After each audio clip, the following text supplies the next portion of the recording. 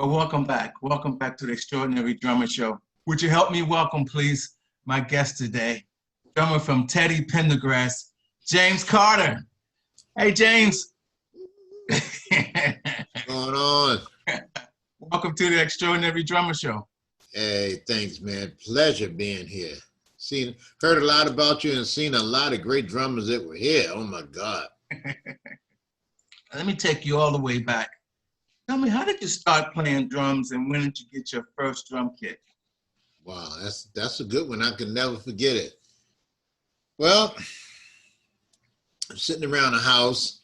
I could still see the carpet on the floor. The old Arabian tapestry carpet on the floor, watching a box TV. And this guy comes on TV and he says, "And now, ladies and gentlemen, the Beatles." So I said, "The Beatles?" So I, glued my face to the TV, and, the guys are down there with this shaggy hair, and a guy is up top, like up on this, what I know now to be the riser, and he's the drummer, Ringo Starr. And he was just boom, boom, ba, boom, boom, boom, ba, boom, boom, ba, boom. And I'm like, wow, I want to do that. I was just totally inspired, I got a snare drum first and, started learning the rudiments from Mr. Fred Walker. And that was the first drum and inspiration was from Ringo Starr, believe it or not. My first drum set was at 14 years old at Livingston's Loan on Baltimore, and what was that? Baltimore and Gay Street, in Baltimore, Maryland. We go down there to buy, my mother and I goes to get this drum set, and I looked up, I said, I want them. Lee Band drums, old Lee Band's Blue Sparkle, I'll never forget. And that was my first little drum experience. And you couldn't tell us we didn't have a band. Little guy down the street had a bass guitar that year. His brother had his cousin had a lead guitar, and we were called the Coordinations. I named the band. You couldn't tell us we were going to Motown next week. That was the beginning. What was the scene on drums in high school? High school was more like I was in bands. Yeah, I was in band with some people from school, a band called the Reputations, and then I got with a group called the Whatnots. Whatnots. I wound up writing a real big song for the Whatnots called "Help Is on the Way," which was sampled about 16 times. But I don't want to get too far away from that, because the high school and the bands and the dances at the gymnasiums and in the cafeterias, I'm glad we're talking about that, because God, you took me back. They were the days, man. The battles of the bands and all of that stuff. And something came to us. It was a couple members in the band. We had this idea. We don't know where this idea come from, but we used to say, we are stars and we're going to be a star. I didn't know what it meant. We're going to be big. That's just how we was carrying that, and we started believing it, and I really believed it. So as you was making your way around town, how did you go about making a name for yourself, and what was your first mid-sized gig that kind of made a name for you around town, way before the Teddy stuff and everything? I actually auditioned for a band called the Comancheros. I remember all this stuff like yesterday. You don't know how long ago that was, but it was the Comancheros. So that is how James Carter got his little name. He was that kind of guy, to just come in to learn because he was going somewhere, / he think he's a star. Did the situation where you would go to see Harold Melvin? Now we talking. Backstage? Now, 21, hanging around, actually like around 20, really 19, when I was with the other bands, I would hang down to the Civic Center which is now the Mariner. And I said, this is here we're becoming to be a little more spiritually as hearing. We're hearing now. I said, somebody down here is going to need a drummer one day. Wow. It was a sign on the door, over the door that said, stage door. That sign, oh my God, the sign blew my mind. The sign meant something was going on in there. So I would hang. And this particular day, a group got out of, I didn't really know who they were at the time. The group got out of the limo and went in. And for the very first time, that was my go to just walk in with them. And I walked in with them. That group was called Harold Melvin and the Blue Notes. And I walked in and I pulled my sticks out and I started playing. And the guy said, get that boy their number. And I learned that is when the ball started to roll right there. Then the group disbanded, and you know, Teddy, because it was Teddy and the Harold Melvin wasn't with them. They started the group over. When they called me, they was going to start a new group. You know, Harold had left, and Teddy was still going out as the lead singer with them, but people was looking for Harold Melvin. But they didn't know that Teddy Pendergrass was who they thought was Harold Melvin. Yeah, you know what I mean? Mm-hmm. The group is called Harold Melvin and the Blue Notes. Well, we want to hear Harold Melvin. You know, oh, I miss you, baby. Oh, there go Harold Melvin right there. But that was Teddy Pendergrass. Know just what to do to my body, don't you?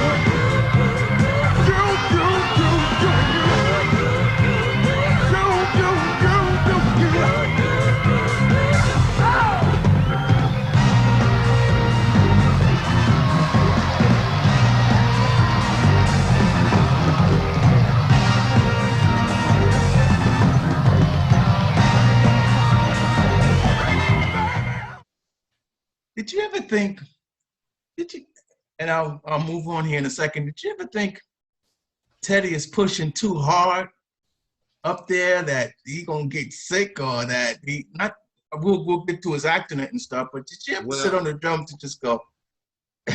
Well, you know, everybody was overly protective and overly, I don't know if that was because of their love for Teddy or them not wanting to lose the joy that we had, but Ted yelled and screamed and pushed so hard, it was unbelievable. But we were young.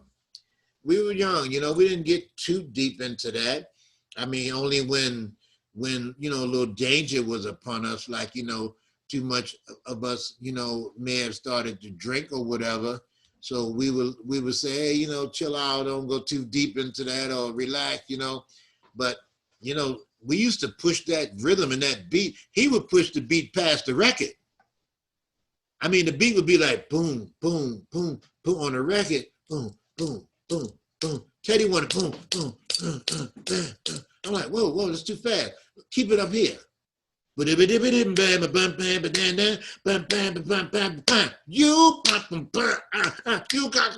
I'm like, whoa, slow down. We would run that and then come out of that and go into the more I get, the more I want. It was just boom, boom, boom. And then after the night, you know, I could still feel my heart beating like, it was just crazy. It was crazy, man. It was, you know. So to your question, what was it like? It was like a electric shock or a jolt, a willingly jolt every night of electric. How did you come to find out about the accident, and what kind of effect did it have on you? Tim Watts,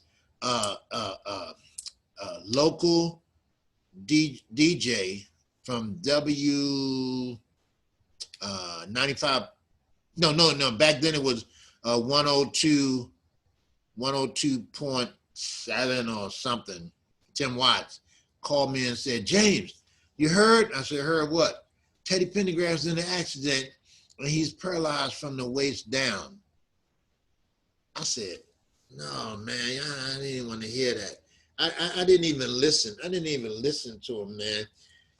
And then later, I called up there, and Henry Evans said, "Yeah, Teddy's in an accident, but he'll be all right. We'll be leaving a little later."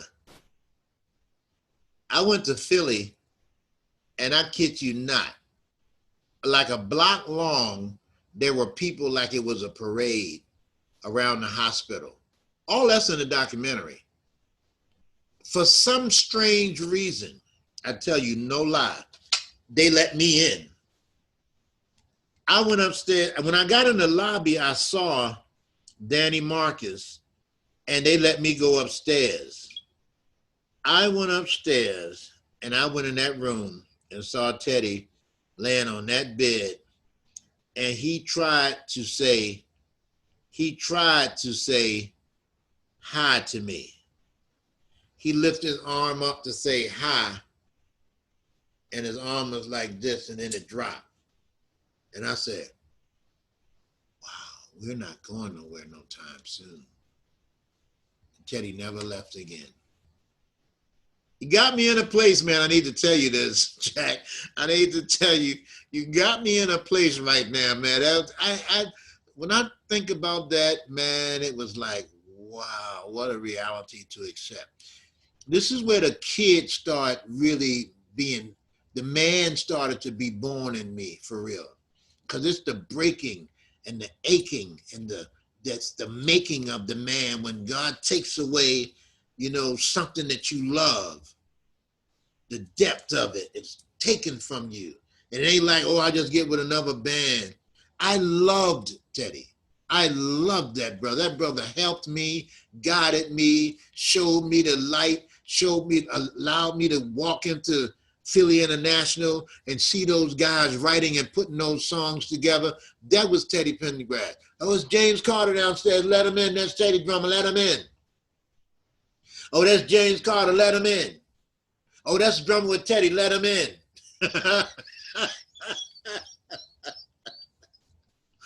Oh my God, man. You somewhere, bro. You got me.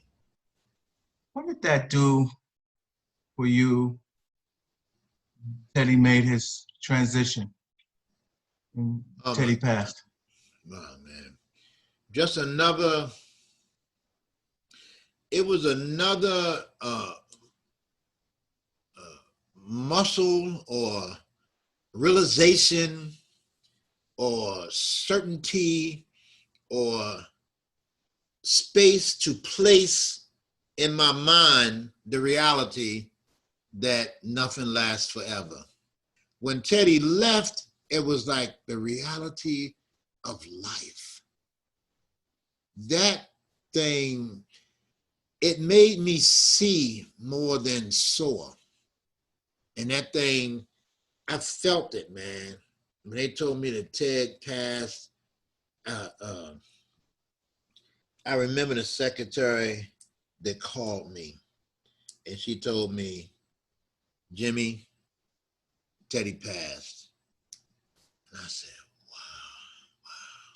My whole life flashed. Thought about the first day, thought about the airport, thought about the audition. It was more, you know what I mean? It was different, man. It was just different, bro. Tell me about 2 a.m. Did you write that also? Yeah. After 2 a.m., that was the song that was on the Joe album too. That was the second single. That's one of my favorites, by the way. Oh man, I tell you, man. Oh my God, it was produced by Miles J and Ted, but I did real good with that album. And Teddy called me and he was like, Jimmy, I'm gonna send you, because back then you gotta send it. I'm gonna send you the tape, right? And you tell me what you like. Is it all right? I said, is it all right, Ted? You got to be crazy. Is it all right? I was just listening to, I would have produced it. I would have went different. I wouldn't have brought mechanical drums in yet, because me being a drummer, I already knew what I wanted to play on that. But I think I'm not just being arrogant or nothing. After 2 a.m., I think Joy was good, but after 2 a.m., I think I really got into that because I was coming from the canvas of when Ted said, I don't feel like being lonely tonight. I need some company. No. He said, that was after 2 a.m. But that came from that the canvas of that was from What You Wanna Do, babe. Tell me what you wanna do. I gotta think about what was the oh my God, Come On and Go With Me. Oh, let me see, Come On, Go With Me. Remember Come On, Go With Me? Oh yeah.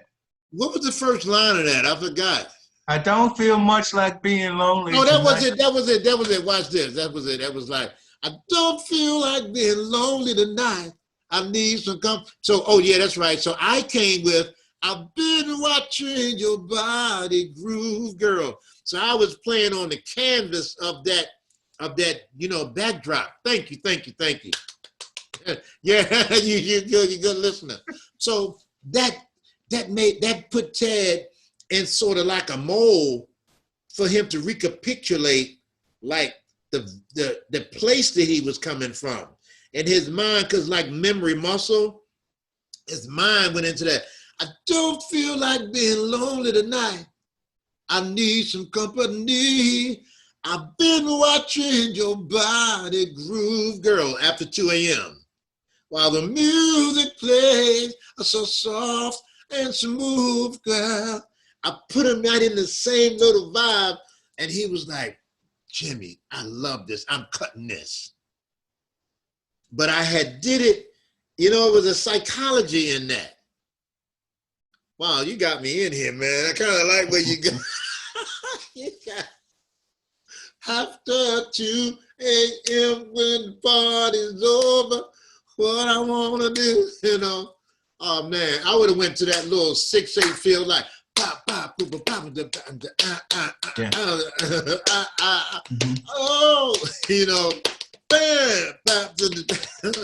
but they went into that. I wasn't going there. I wasn't going there. But this is an inside that I'm telling you, where I would have went with that, and tell me what you wanna do. Tell me what you wanna do, babe. I went into that. After 2 a.m. when the party's over, what I want to do, what I want. It was just extrapolating from the canvas, which I love gamming them. I love gamming. Speaking of your songwriting credits, tell me about working with Jaheim. The story goes, they was at some dance and saw a girl that was nice and said, I ain't leaving without you. But anyway, so Jaheim sung on top of the track. And when I first met Jaheim, it was at Teddy's funeral. The next time I saw Jaheim, we was at the Grammys together. And I hadn't seen him since then. I ain't leaving without you. Tell me about winning platinum with Missy Elliott. Say that again? Before I get to your movie credits, tell me about winning platinum with Missy Elliott. Well, Missy Elliott is singing on this record in between the gold and the platinum called, those girls were called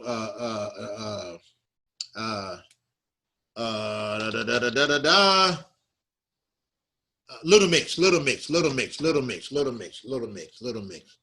And so Little Mix did the same thing. They covered the track again, and Missy Elliott sung on top of it. She rapped on top of it. And that song right there went platinum. You had a song in the movie Thin Line Between Love and Hate? Yeah, that was another interpolation. Well, they actually sampled it. That was a Martin Lawrence movie. And, my publicist, they were called and said, hey, somebody want to use this track again? The track was used by so many daggone people, man.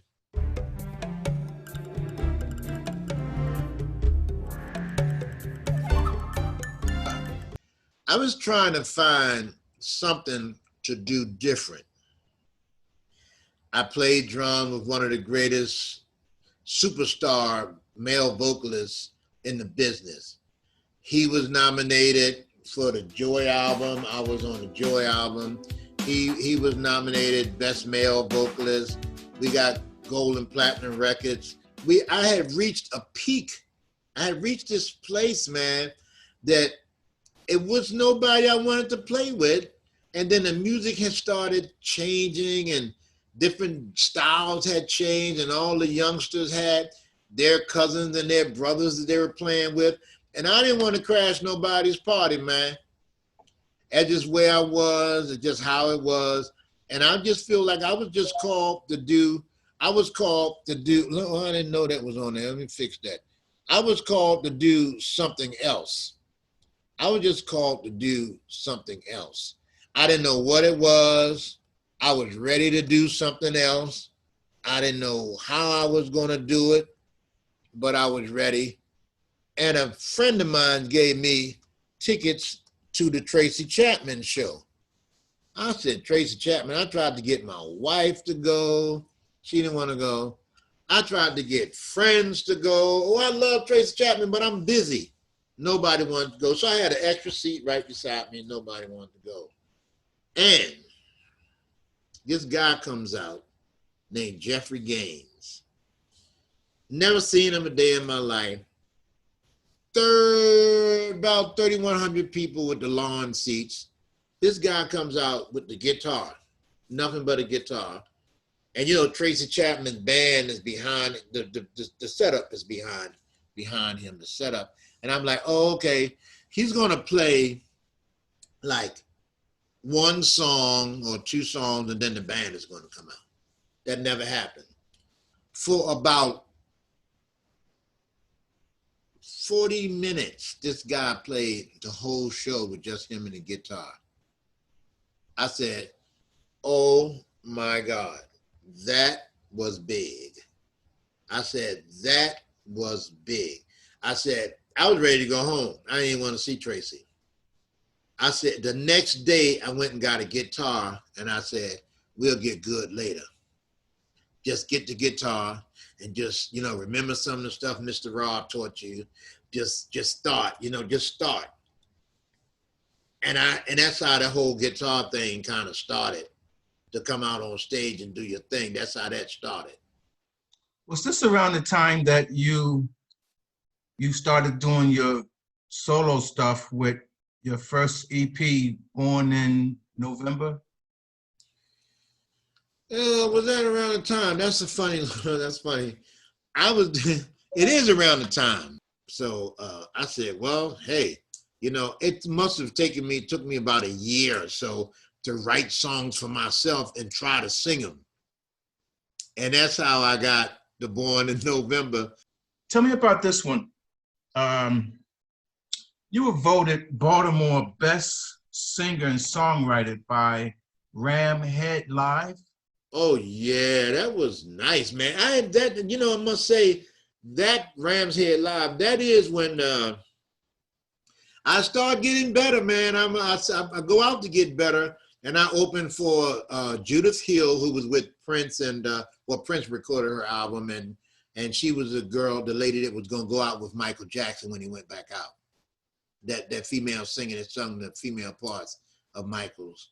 And then Taylor Hicks that was he on American Idol, or remember Taylor Hicks? I don't know if it was American Idol or it must have been American Idol.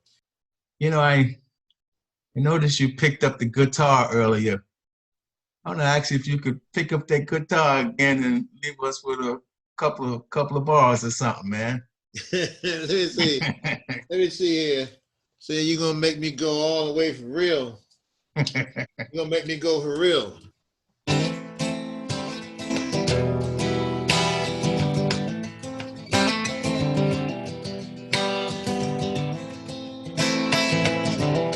Here we go.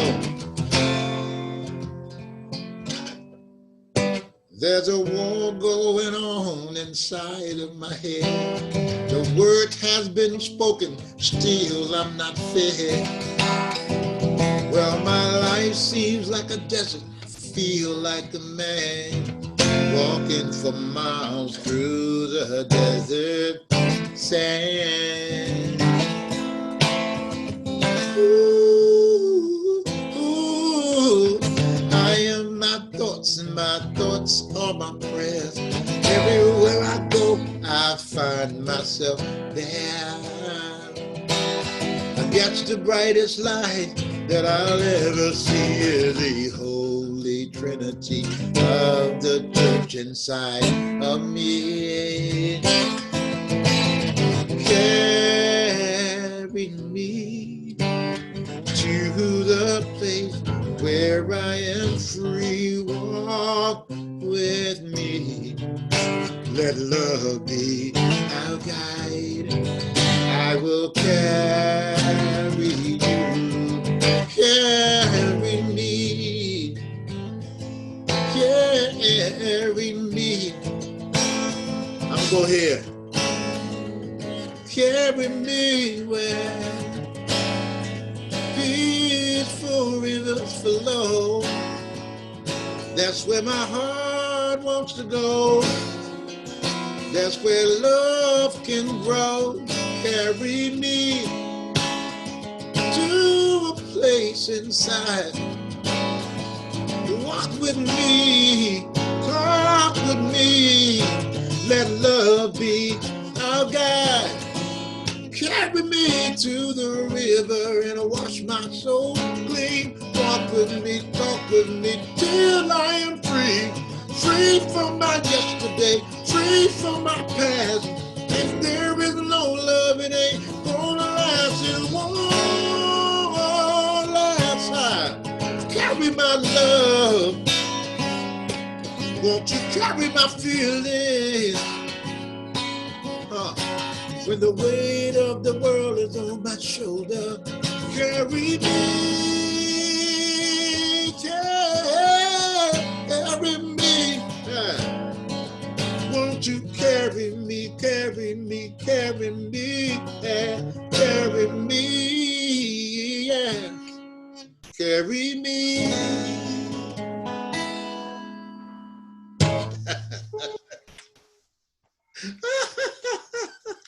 You know, can't know anybody get me to do that, man. Can't know anybody get me to do that. That's funny, man. You the man. You the man, bro. Wow. I just went straight to one verse and then went to the hook, just, you know, to answer you. That was awesome. What a song, man. That's me and the singer-songwriter thing, man. I love the folky music, bro. So that's your piece, huh? Yeah, yeah, yeah. Let me take care of the business of it while I have you on tape. Do you give me the permission to air that on the show? Yeah, everything, yeah. Mm-hmm. I appreciate that, man. Now, before I let you go here, what the heck was that? Where did it come from? What's the name of it? Man, that was great. Well, I was in a restaurant called, what was the name of that restaurant called? Something Slipper in Baltimore. And, no, it was called Paper Moon. It's called Paper Moon. It's about some Asian group owned this restaurant. And coming out of the restaurant, like at the cash register, it was a mannequin that had all these war soldiers on its head, glued on its head, little war soldiers. And I said, wow, the name of that song is There's a War Going On Inside of My Head. And it was really about life, man. Like the word has been spoken, still I'm not fed. It's like something else that I'm looking for. Though my life feels like a desert, and sometimes I feel like a walking for miles through the desert sand. I am my thoughts, and my thoughts are my prayers. Everywhere I go, I find myself there. I guess the brightest light that I'll ever see in searching is the Holy Trinity of the church inside of me. Carry me from the spirit within. You've heard it in the whole interview. You know, it just came to me. It was given to me. And I mean, with all that I've done, Cheron, man, it was such a beautiful life doing that and traveling and playing. And oh my God, man, sometimes if I was a weak man, I'd jump off the bridge You know, what do you do with all of that thrust and all of that energy? Where do you rechannel it? This is it. You give it back to who gave it to you, and they'll start you all over again. That's how it is, man. So I'm gonna tell you, I've done a lot of interviews, brother. I've done a lot of TV shows and interviews, man, and here's my hand to God. I will not play with you. I will not lie. This has been one of the best interviews that I think I have ever done, man. You was great, chronological and continuity, and it kept me in the framework of just the therapy. I would pay a therapist about $1,000, man, for this session, man. This was a session. This helped me to go back and look at stuff that I haven't even looked at in a while, man. I mean, it unlocked the subconscious mind that we stuff things away. And when you look at this stuff, it's like uncover to discover to recover from the misinformation in life, you know, that formed and fashioned us into different places that we thought was definite, and open the door for God to let things out and let new things in. And as we live like that, because life is like a river, it's constantly flowing, and you can never step in the same river twice. When you step in the river, the water done passed, and it's a whole new place again, man. So I learned how, like, yesterday is history and tomorrow's a mystery. The day, the here and now. When you really get into the here and now and accept the here and now, oh my goodness. So thank you, man. No, let me say thank you so very much for being on the Extraordinary Drummer Show. What an extraordinary drummer and person, and I can hear a man that you are. It was great. My pleasure. Thanks a million, man. Will you help me wave goodbye to all of the fans? Oh, man. Thank y'all, man. Thank y'all. Thank you. I believe that love was a fairy tale, casting pennies into a wishing well, hoping the promises of dreams never fail.